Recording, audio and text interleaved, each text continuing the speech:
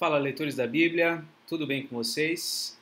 Hoje a gente vai ler os dois últimos capítulos de Jó. Então, se você leu comigo o livro de Jó, deixe o seu comentário. Eu li Jó em 2023. E vamos também ler o capítulo 5 da primeira carta de Paulo a Timóteo.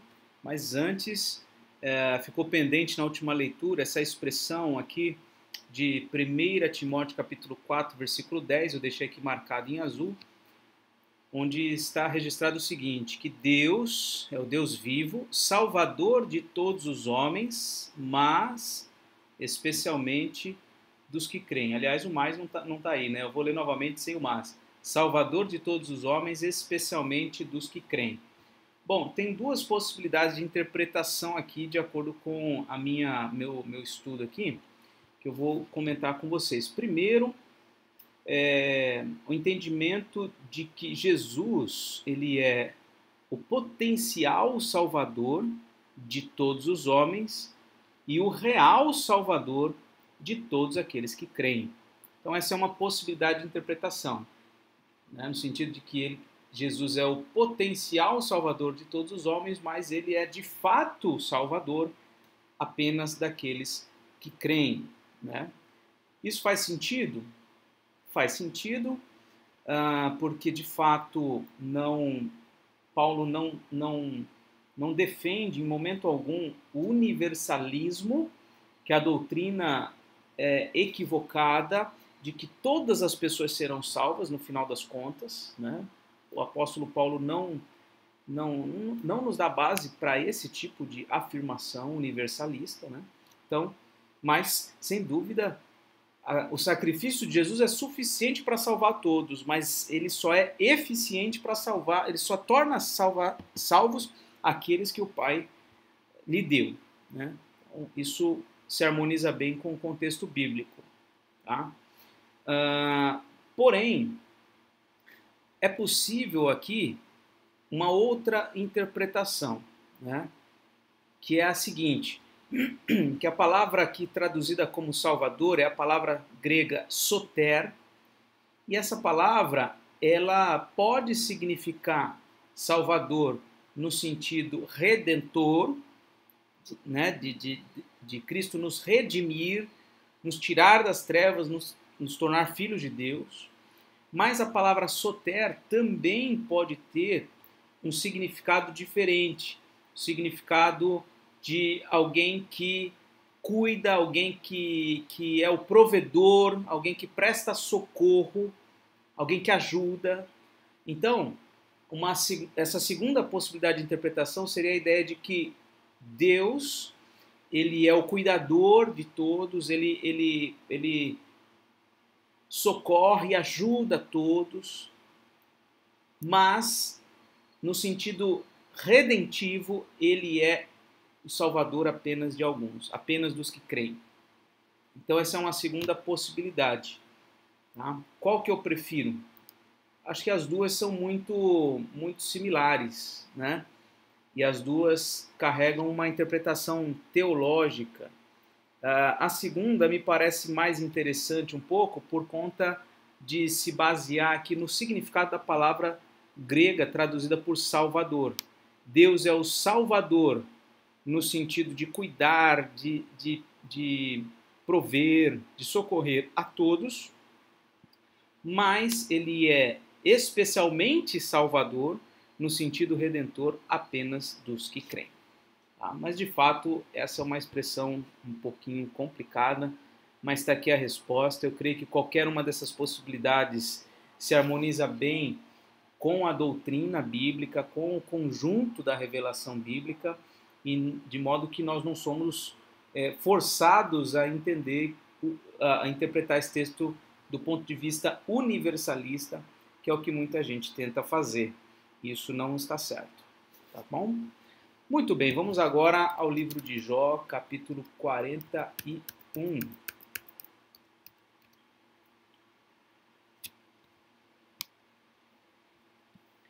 Você é capaz de pescar o monstro Leviatã com um anzol e prender a sua língua com uma corda?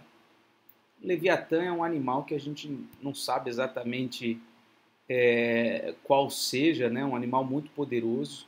Ele é mencionado em alguns trechos bíblicos aqui. Tá? É um monstro, uma serpente, olha só.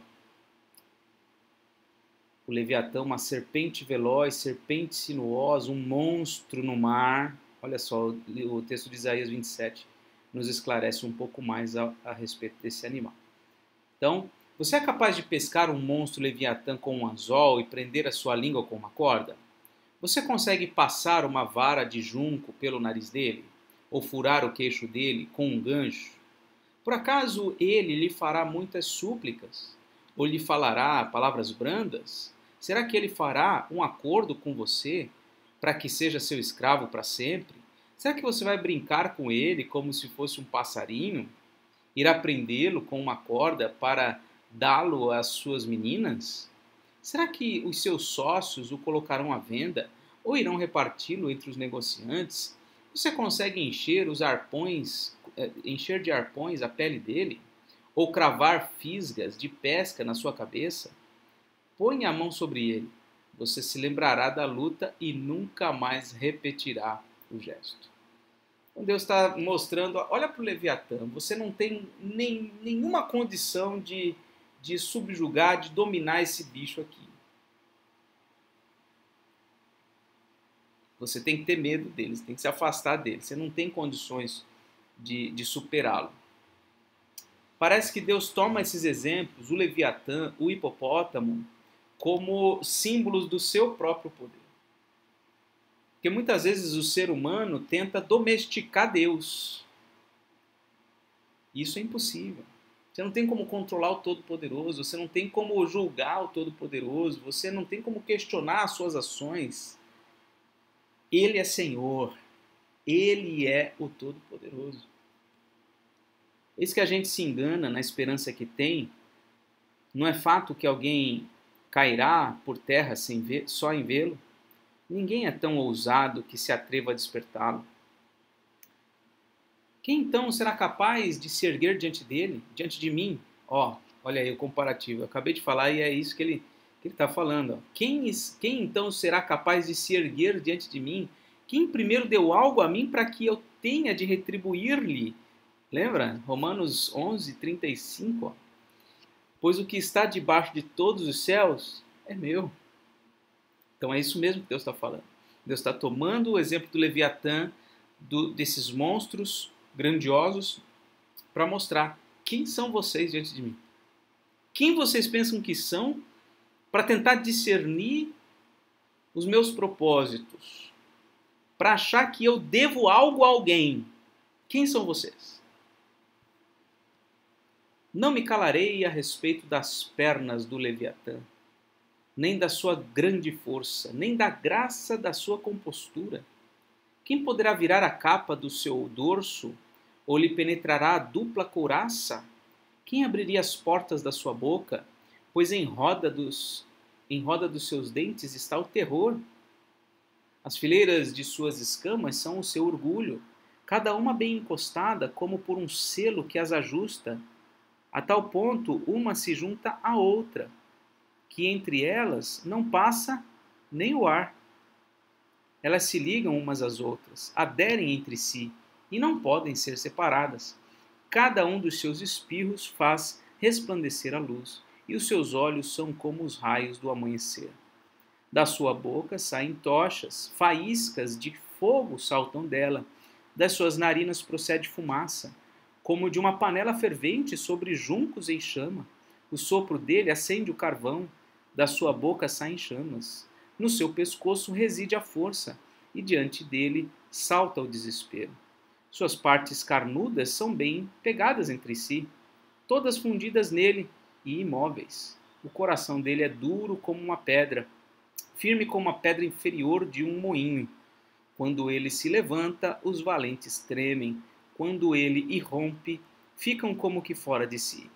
Se o golpe da espada o alcança, isso não tem efeito algum. E o mesmo vale para a lança, o dardo ou a flecha. Para ele o ferro é como palha e o cobre como pau podre. As flechas não o fazem fugir, Para ele, as pedras das fundas se transformam em palha. Os porretes são para ele como talos de capim. Quando agitam a lança, ele dá risada. Debaixo do ventre, ele tem escamas pontiagudas, arrasta-se sobre a lama como um instrumento de debulhar, leva as profundezas a fervir como panela, torna o mar como caldeira de unguento. Deixa atrás de si um sulco luminoso, como se o abismo tivesse uma cabeleira branca. Na terra não há ninguém como ele, pois foi feito para nunca ter medo. O Leviatã olha com desprezo tudo que é alto. É rei sobre todos os orgulhosos. E agora o último capítulo de Jó, capítulo final, onde nós vemos então uma mudança radical na perspectiva de Jó. Lembrando que Jó está padecendo aqui, né, um sofrimento terrível, questionando as coisas, pois ele se considera íntegro. Então, por que Deus está fazendo isso comigo se eu sou íntegro? Esse é o grande questionamento de Jó. E os amigos dele estão questionando, falando que, olha, Jó, como é que você pode pensar assim? Né? Você só pode estar passando por isso porque você é iníquo, porque você merece isso.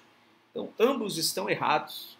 E Deus, a partir do redemoinho, ele fala várias coisas que levam, que devem levar Jó e seus amigos a pensar: quem é que nós somos diante desse Deus? Um Deus que não pode ser domesticado. Aliás, eu estou lembrando aqui das Crônicas de Nárnia, onde o leão representa, naquela história, o Salvador, o Senhor, a quem todos devem temer, mas que não tem medo de nada, que tem poder para resolver tudo rapidamente, mas se sacrifica. Ele é o Senhor, ele não pode ser domesticado, ele não pode ser escrutinado, ele é o Senhor. Então Jó respondeu ao Senhor e disse: bem sei que tudo podes, e nenhum dos teus planos pode ser frustrado. Tu perguntaste: quem é este que sem conhecimento encobre os meus planos? Na verdade, falei do que eu não entendia. Coisas que são maravilhosas demais para mim, coisas que eu não conhecia. Disseste: escute, porque eu vou falar. Farei perguntas e você me responderá. Eu te conhecia só de ouvir, mas agora os meus olhos te veem. Por isso me abomino e me arrependo no pó e na cinza. Olha só, Jó se arrepende com essas palavras aqui, dizendo: Senhor, eu agora sei que o Senhor tudo pode, que os teus planos não podem ser frustrados, né? Eu não tenho qualquer ingerência nas tuas ações. Eu falei de coisas que eu não entendia, falei de coisas que são maravilhosas demais para mim, mas agora eu entendo que eu te conhecia só de ouvir, mas agora eu posso ver, eu posso compreender quem é o Senhor, por isso eu me abomino e me arrependo. E aí a cena final. Depois que o Senhor falou essas palavras a Jó, o Senhor disse também a Elifaz, o temanita: a minha ira se acendeu contra você e contra os seus dois amigos, porque vocês não falaram a meu respeito o que é reto, como o meu servo Jó falou. Agora peguem 7 novilhos e 7 carneiros e vão até o meu servo Jó e ofereçam holocaustos em favor de vocês. O meu servo Jó orará por vocês. Ele vai interceder por vocês. E eu aceitarei a intercessão dele para que eu não os trate segundo a falta de juízo de vocês. Porque vocês não falaram a meu respeito o que é justo, como o meu servo Jó falou. Então ele faz o temanita, Bildade, o suíta e Zofar, o naamatita, foram e fizeram o que o Senhor lhes havia ordenado. E o Senhor aceitou a oração de Jó. Aqui não fala de Eliú, menciona apenas o Elifaz, o Bildade e o Zofar. O Senhor restaurou a sorte de Jó quando este orou pelos seus amigos, e o Senhor lhe deu o dobro de tudo que tinha tido antes. Então vieram a ele todos os seus irmãos, todas as suas irmãs e todos os que o haviam conhecido antes, e comeram com ele em sua casa. E se condoeram dele, e o consolaram, por todo o mal que o Senhor tinha enviado sobre ele. E cada um lhe deu dinheiro e um anel de ouro. O Senhor abençoou o último estado de Jó mais do que o primeiro. Ele veio a ter 14.000 ovelhas, 6.000 camelos, 1.000 juntas de bois e 1.000 jumentas. Também teve outros 7 filhos e 3 filhas. A primeira filha deu o nome de Gemima. A segunda chamou de Késia. A terceira, Querem Apuque. Em toda aquela terra não havia mulheres tão bonitas como as filhas de Jó. E seu pai lhes deu herança entre seus irmãos. Depois disto, Jó viveu mais 140 anos e viu os seus filhos e os filhos de seus filhos até a 4ª geração. E assim Jó morreu após uma longa velhice. Esse livro é sensacional. Muito bom. Muito bom. Agora vamos ao capítulo 5 de 1 Timóteo.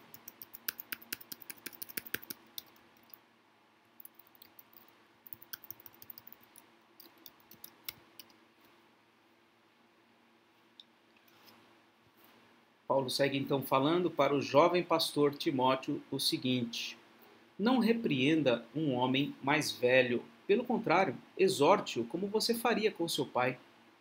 Trate os mais jovens como irmãos, as mulheres mais velhas como mães e as mais jovens como irmãs, com toda a pureza. Eu me identifico muito, né, com essas cartas aqui a Timóteo, porque eu comecei meu ministério, eu era bem jovem, né? Eu comecei ali o trabalho na congregação Oceã, eu tinha 24 anos de idade, e com 27 para 28 anos, eu fui ordenado como pastor. E desde o início, desde 2012, né, com 24 anos, uma das coisas, né, que a gente tem que lidar quando a gente é um pastor jovem é com a questão de que a gente tem que ser líder e pastor de pessoas que são mais velhas. E nem sempre os mais velhos reconhecem em pessoas mais jovens autoridade, reconhecem ou se submetem aos seus conselhos e tudo mais. Então, essa é uma questão bem delicada. Aqui, Paulo está falando, olha, não repreenda um homem mais velho, né? Não repreenda um homem mais velho. E os homens mais velhos, né, do que a gente, eles, lógico, eles são dignos de todo respeito, mas nós não devemos ser muito duros. Essa é a ideia aqui, ó. Não repreenda um homem mais velho. Pelo contrário, exorte-o, como você faria com seu pai. A exortação é uma fala de alguém que está do lado, encorajando, ajudando. A repreensão é uma palavra mais dura, mais incisiva, uma advertência mais incisiva. E Paulo pensa até nisso, né, na relação que um jovem pastor deve ter com essas pessoas mais velhas. Os jovens devem ser tratados como irmãos, as mulheres mais velhas como mães. Então, trate os mais velhos como seus pais, as mais jovens como suas mães, né? Os homens mais velhos como seus pais, as mulheres mais velhas como suas mães, e os mais jovens como irmãos e como irmãs. Então, essa é uma questão importante, porque lidar com essa questão de autoridade como pastor de pessoas mais velhas não é a coisa mais simples a se fazer. Honre as viúvas que não têm ninguém para cuidar delas. Olha só. E viúvas que têm gente para cuidar delas? Quem tem que cuidar é a família. A irmã, ela é viúva e ela não tem ninguém para cuidar, então honre elas, cuide delas. Mas se alguma viúva tem filhos ou netos, que estes aprendam primeiro a exercer piedade para com a própria casa e a recompensar os seus pais, pois isto é aceitável diante de Deus. Aquela que é viúva de fato e não tem ninguém para cuidar dela, espere em Deus e persevere em súplicas e orações noite e dia. Entretanto, a que se entrega aos prazeres, mesmo viva, está morta. Ordena estas coisas, para que sejam irrepreensíveis. Se alguém não tem cuidado dos seus, e especialmente dos da própria casa, esse negou a fé e é pior do que o descrente. Então, olha o que Paulo está orientando, né? Mulheres, viúvas, a gente pode estender até a idosos de modo geral, que por vezes não recebem dos seus próprios familiares o cuidado adequado e acaba ficando para a igreja cuidar. E Paulo está orientando, não, você tem que instruir os filhos, os netos, a cuidar desses idosos, porque isso é parte de uma vida piedosa. Somente poderá ser incluída na lista de viúvas aquela que tiver mais de 60 anos, que tiver sido esposa de um só marido e que seja recomendada pelo testemunho de boas obras. Se criou filhos, se exercitou hospitalidade, se lavou os pés dos santos, se socorreu os atribulados, se viveu na prática zelosa de todo tipo de boa obra. Então Paulo está dizendo, olha, quem tem que ser assistida pela igreja é a viúva de verdade, que não tem filhos e netos para ser cuidado, né? Que tenha sido marido de um marido só e que tenha sido evidente ao longo da sua vida a criação nos filhos no caminho do Senhor, o exercício de hospitalidade, o serviço aos santos, o socorro aos atribulados e assim por diante. Mas não inclua na lista viúvas mais novas. E tem que ter mais de 60 anos também, de acordo com a orientação dele aqui, né? Mas não inclua na lista viúvas mais novas, porque quando seus desejos fazem com que se afastem de Cristo, querem casar, tornando-se condenáveis por anularem o seu primeiro compromisso. Além do mais, elas aprendem também a viver ociosas, andando de casa em casa, e não somente ficam ociosas, mas ainda se tornam fofoqueiras e intrometidas, falando o que não devem. Por isso, quero que as viúvas mais novas casem, criem filhos, sejam boas donas de casa e não deem ao adversário motivo algum para falar mal de nós, pois algumas já se desviaram seguindo a Satanás. Quando a gente olha aqui o versículo 12, né, tornando-se condenáveis por anularem seu primeiro compromisso, aqui não está falando do primeiro compromisso com o primeiro marido, mas o primeiro compromisso com Cristo. Né? Elas se afastam de Cristo, com quem elas se comprometeram e querem casar. Então, o que Paulo está dizendo é o seguinte, uma mulher jovem ficou viúva, procure casar-se com outro homem, tenha filhos, sejam boas donas de casa, etc. Né? Não assuma esse compromisso de viver para Cristo, vamos dizer, de manter a sua, como é que é a palavra? De manter-se sem marido algum, né, para servir a Cristo. Por quê? Porque são jovens, dali um tempo ela vai querer se casar e aí vai se tornar condenável por anular esse compromisso de servir a Cristo, né, de um modo dedicado 100%. Então, a mulher, ela ficou viúva, é nova, então que se case, que crie filho, que sejam boas donas de casa, né? Olha que interessante também, né? Hoje em dia a gente vê tanta dificuldade nessa questão. A nossa cultura formou mulheres que têm dificuldade em cuidar da casa, em cuidar dos filhos, né? E cuidar do marido. São mulheres que querem ter o seu próprio salário, querem ter boa parte do seu dia longe de casa e as tarefas de casa querem delegar para outras pessoas para que elas próprias não façam isso. Quando a Bíblia vai num sentido absolutamente contrário, né? Qual é a prioridade de uma mulher? O seu casamento, a criação dos seus filhos e a regência do seu lar. Cuidado com o seu lar em todo sentido, né? Por quê? Se ela não fizer isso, se ela não se casar não se dedicar aos filhos, não cuidar da casa, isso vai dar ao adversário motivo para falar contra, né? Motivo para falar contra. Então, essa é a instrução aqui bíblica, a instrução de Paulo. Se alguma mulher crente tem viúvas em sua família, socorra-as para que a igreja não fique sobrecarregada e possa socorrer as viúvas que não têm ninguém. Então esse é o foco. A igreja deve ser deve prestar assistência às viúvas? Sim. Quais? Aquelas que seguem o critério ou estão aqui alinhadas com todos esses critérios que o apóstolo Paulo aconselhou. Os presbíteros devem ser considerados merecedores de pagamento em dobro.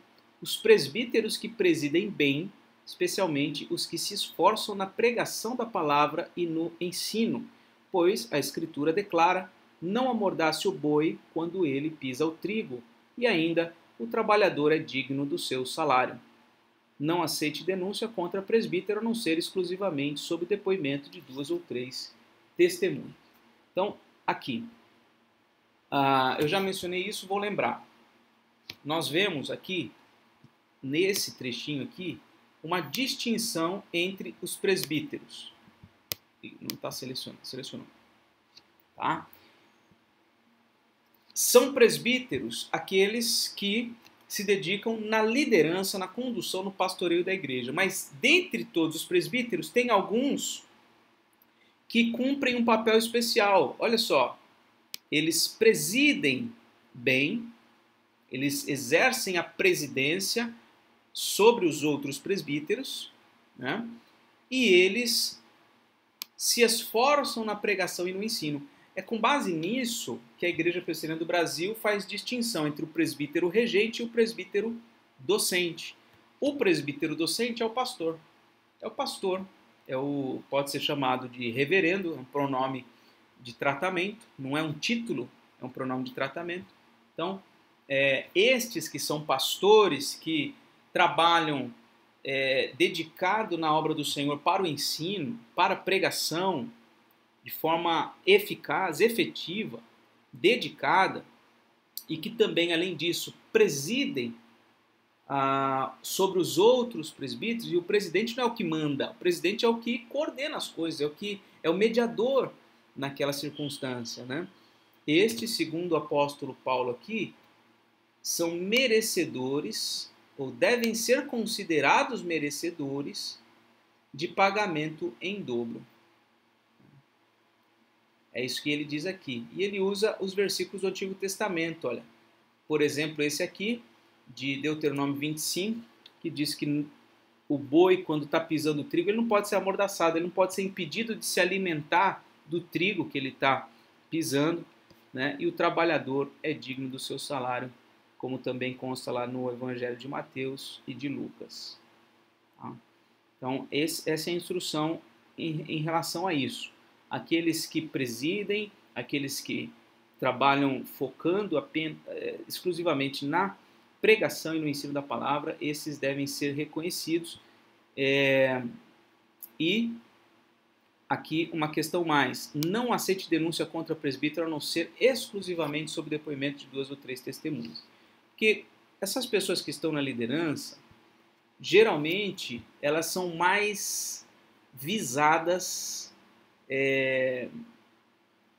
para o sentido negativo, de serem alvos de falsas acusações, de terem pessoas que não aceitam a liderança desses homens e assim por diante, né? Então, como eles são mais visados, não significa que eles não devam ser julgados. Eles devem ser julgados, mas o processo deve ser cuidadoso, como este que está sendo mencionado aqui. Quando houver denúncia contra o presbítero, tem que ter mais de 2 testemunhas.